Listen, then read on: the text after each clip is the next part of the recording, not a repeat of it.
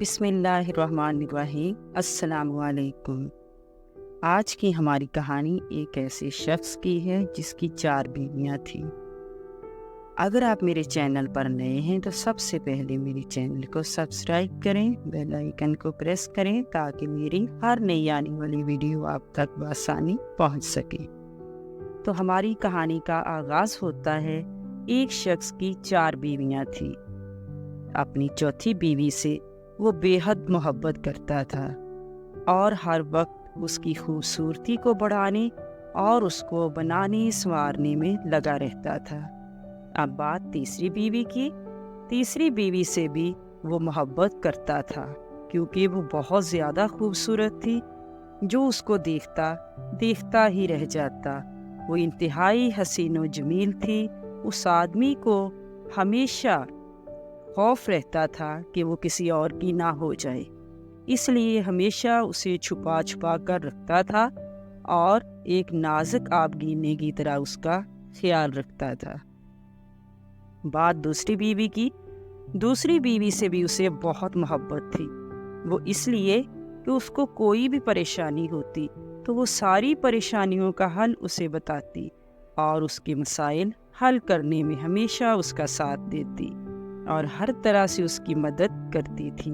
اس لیے وہ دوسری بیوی کو بہت عزیز رکھتا تھا، مگر پہلی بیوی سے وہ محبت نہیں کرتا تھا کیونکہ وہ خود اس سے بہت محبت کرتی تھی اور ہمیشہ اس کا خیال رکھتی تھی۔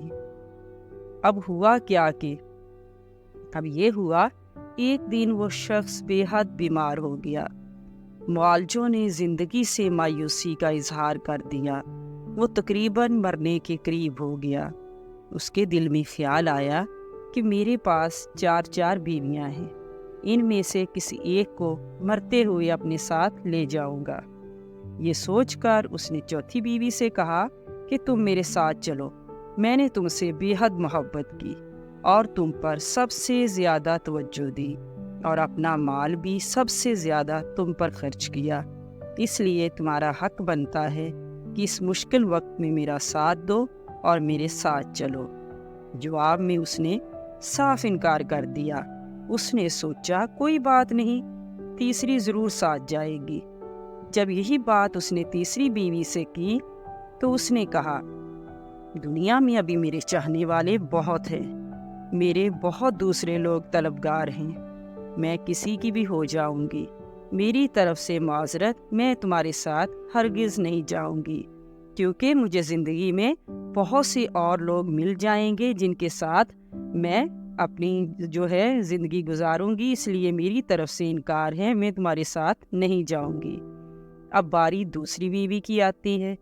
دوسری بیوی سے پوچھا گیا تو اس نے کہا، میں تمہارے لیے صرف یہ کر سکتی ہوں کہ قبر تک تو ساتھ آ جاؤں، مگر اس سے آگے کی مجھ سے امید نہ رکھنا، اس کے آگے میں تمہارے ساتھ نہ جا سکوں گی۔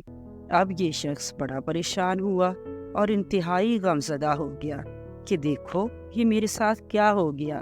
انتہائی افسوس کی حالت میں بیٹھا تھا کہ اچانک پیچھے سے آواز آئی، افسوس نہ کرو، میں تمہارے ساتھ قبر تک جاؤں گی، اس کے باوجود کہ تم نے مجھے وہ محبت اور توجہ نہیں دی جس کی میں حقدار تھی۔ جب اس نے پیچھے مڑ کر دیکھا تو اس کی پہلی بیوی تھی جو کہ عدم توجہ اور غذا کی کمی کی وجہ سے بالکل لاغر اور کمزور ہو چکی تھی۔ وہ خود اپنے سہارے کے لیے محتاج تھی، وہ اس کا کیا سہارا بنتی۔ اس نے سوچا یہ تو قبر میں میری کسی کام کی نہیں ہے۔ اسے بہت افسوس ہوا کہ میں نے سمجھنے میں غلطی کی، اگر میں ان 4 میں سے صرف اس کو توجہ اور محبت دیتا تو آج یہ قبر میں میری بہترین ساتھی اور رفیق ہوتی۔ افسوس کہ میں نے وقت پر اس کی قدر نہ کی، اب سوائے پچھتاوے کے میرے پاس کچھ نہیں ہے۔ اب ان سب بیویوں کی وضاحت اس طرح سے ہے۔ سب سے پہلے چوتھی بیوی سے مراد۔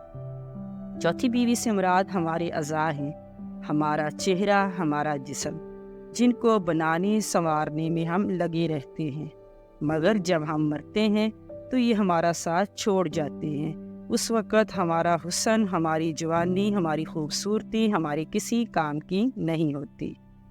तीसरी बीवी से मुराद मालो दौलत, जायदाद वगैरह है। सारी ज़िंदगी हम इनको बढ़ाने में और छुपा छुपा कर रखते हैं कि कहीं लोगों को पता ना चल जाए, कहीं किसी की नज़र ना लग जाए, कहीं ये मालो दौलत, जायदाद हमसे छिन ना जाए। इसकी हिफाजत करते हैं। मगर जब हम मरते हैं तो हमारे मरने के बाद ये सब चीज़ें दूसरों के काम आती हैं, हमारे किसी काम की नहीं होती। क्योंकि कफन में तो कोई जेब नहीं और ना कब्र में अलमारी, ये चीज़ें हमारे किसी काम नहीं आती। अब मुराद दूसरी बीवी से मुराद हमारे दोस्त अहबाब, अहलो याल और रिश्तेदार हैं। दुनिया में यही लोग हमारे काम आते हैं, हम इनके काम आते हैं। हम एक दूसरे से अपने मसाइल हल करवाते हैं और हर खुशी गमी में एक दूसरे के काम आते हैं। ये हमारी मदद करते हैं, हम इनकी मदद करते हैं। मगर ये लोग भी ज़्यादा से ज़्यादा कब्र तक हमारे साथ रहते हैं। इसके बाद के मामलात में ये हमारी कोई मदद नहीं कर सकते। अब पहली बीवी से क्या मुराद है? पहली बीवी से मुराद हमारे अमाल हैं जो हम ज़िंदगी में करते हैं। वो चाहे नेक अमाल हों या बद, वो सब कब्र में हमारे साथ जाएंगे। लेकिन अफसोस, हम ज़िंदगी में इनकी तरफ तवज्जो नहीं देते। हम दुनियावी हिर्सो हवस में लगे रहते हैं। इस तरह हम कब्र के एक हकीकी दोस्त और रफ़ीक से महरूम हो जाते हैं। हमारे अच्छे अमाल इस कदर कम होते हैं जो कि कब्र में हमें इतना फ़ायदा नहीं पहुंचा सकते जितनी कि हमें ज़रूरत होती है। फिर हमें एहसास होता है कि सारी ज़िंदगी हम धन दौलत के चक्कर में पड़े रहे और अपने अमाल की तरफ तवज्जो नहीं दी। आज हम अपने अमाल की तरफ तवज्जो देने का पक्का अहद करते हैं। अल्लाह ताला हमें इस अहद में साबित कदम रहने की तौफीक अता फरमाए, आमीन।